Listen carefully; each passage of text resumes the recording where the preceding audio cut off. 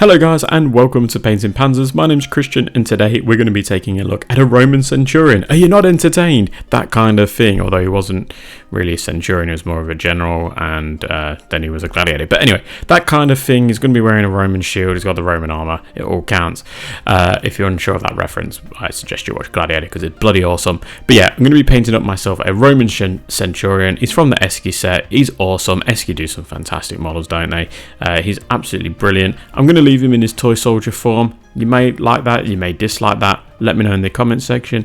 But yeah, a very quick video today actually. It's a less than 10 minutes, which is always nice, keeps it very easy to follow along with. But yeah, a quick video, Roman Centurion, let's do it. Now this is part of the Roman Legion set from ESCI.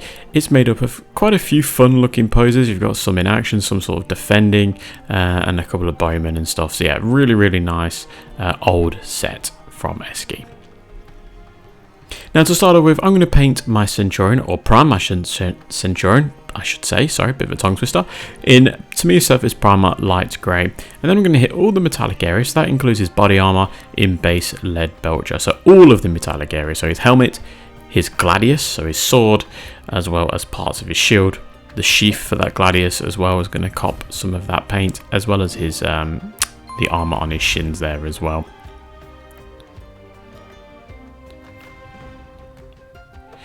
Now I'm going to paint his, I believe it's pronounced terges, something like that, in his skirt, in short, in burnt red, as well as the bit of clothing just coming out on the sides near his biceps. So going to get all of that in burnt red. Nice dark red colour is going to be perfect for this. You see there as well as the bits on the top of his helmet, the sort of feathers on top of his helmet. Then I'm going to use deep red from AK Interactive, so we've moved away from Vallejo here, to paint the red parts of his shield. So you can see I'm going over the emblem on the shield as well, but that's okay, we're going to go over it in another colour in a little while. So let's just go over that shield now with that deep red. Then for his belt that's going around his torso that connects to that gladius sheath, I'm going to paint that in German camo medium brown. You can see there's lots of little interconnecting bits for that, so we want to make sure we're capturing all of those bits of the belt there. So it's a leather colour obviously, as well as the straps for those shin pads as well on the back. And then we're also going to be painting his footwear in that colour as well. And then for any gold areas, I'm going to use old wood. So the top of the sheath is going to get a bit of that. There's a few little linkages on the sheath that are also going to get it. I'm not exactly sure how accurate this is. I'm just sort of looking at photos on Google to see if this is about right. But yeah, the sheath's got some, as well as the handle of his gladius is also going to be painted in this colour, or at least the top and the bottom of the handle. And then the middle part of the handle is going to be given a coat in a flat earth.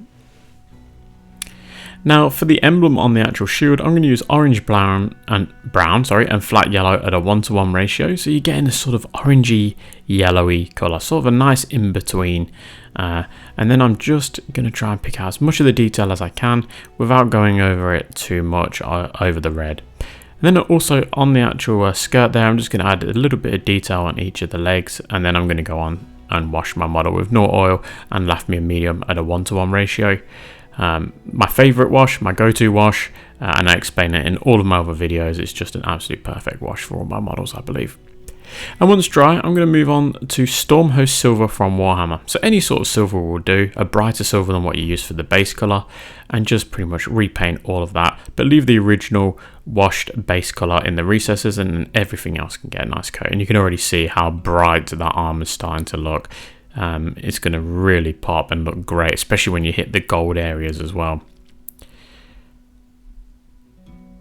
So speaking of gold areas, I'm going to use gold from Vallejo. I don't know why, I just really gravitate towards the Vallejo gold range. I think it's great, as well as their brass. I'm just not as big of a fan of the silver, so that's why I've moved to Warhammer. But you can see all the gold areas I'm picking out and just giving it a nice coat, nice thin coat of gold. Now going over all those burnt red areas, so the skirt and the arms there in burnt red and flat red at a 1:1 ratio, and you can see how nice and bright those details on the skirt are becoming. So there is like an individual bits to that skirt that we really need to pick out. I'm not even going to attempt to call its correct name anymore because I'm just going to make an absolute tit of myself. Now I'm using deep red, so I'm not adding anything to the deep red. I'm literally just going over it again, but you can see I'm really taking my time. A nice pointy brush being used for this application, and I'm just making that shield really pop. You can already see it's popping. That's without even doing the emblem on there, but that deep red is really starting to stand out. And then I'm using the deep red on the top of his helmet. Now I believe I've said in the previous slide to use the burnt red, but don't use the deep red.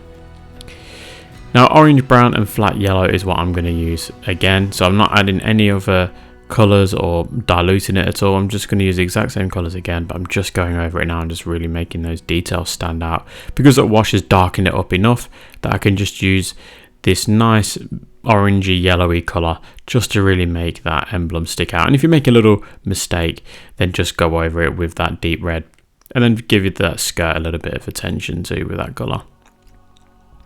With all that done, I'm going to use light flesh from AK Interactive, and I'm going to be painting in all of those Caucasian skin tones. Now obviously the Roman Legion was quite big, or the Roman legions were quite big, so you can change your skin tones. You don't have to be Caucasian, but yeah, I just went with Caucasian for this to give you sort of an Italian centurion look.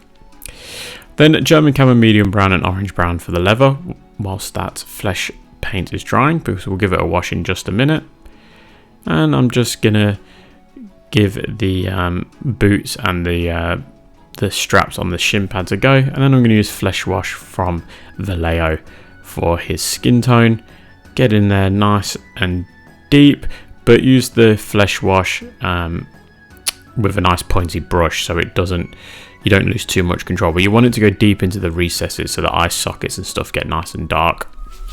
And once that's dry, you just go over the flesh areas with light flesh again. So I sort of give a lot of attention to the nose, the cheeks, the chin, the neck, and the back of the neck, but leaving a nice little bit of darkness between the gaps in the lips and around the nose and that sort of thing. Then I use light flesh and highlight flesh at a 1:1 ratio and just follow the same principle, but just to reduce the amount. You see I'm just adding a little line on the nose, a little line on each cheek, a little line just underneath the chin there, a little line where the neck meets the armour as well on the back there, and then I'm painting like each bit of the arm, like the bicep and the forearm, and then just hitting each finger, and then yeah, you've got yourself a fully completed Roman Centurion looking the bee's knees. I think he looks absolutely awesome. Now I absolutely loved painting this particular figure. It's a very quick video actually, but yeah, really enjoyed it. I know I'm probably going to get a few people question me why I left the gap as I did on the shield in the middle there. I should have put like a bit of like a half a ball where the gap is, as well as leaving the little like attachments for his arms on there. I just thought I wanted to keep it looking like its original toy soldier form. That's why I've left it like that, just for the nostalgia of it. But let me know in the comment section if I've really messed up, if you think I should have not made that cool, or do you think the way I've painted him and left him as is a good choice? I really am keen to know. Now, as always, I must say a huge thank you to my Patreons and YouTube channel members. You guys are all awesome. And a shout out to those higher tier members. So that's Patrick, Oscar, James, Panzer Jim, Lack of Foresight Gaming, Mike, Mikey, Eric, Rothgar, Ian, Adam, Rob, and Alan. You guys are all champions. Thank you so much for being those higher tier members. Alright guys, don't forget to drop me a comment below. I really look forward to reading it. If you're new here, like and subscribe. And until then, I will catch you at the next one.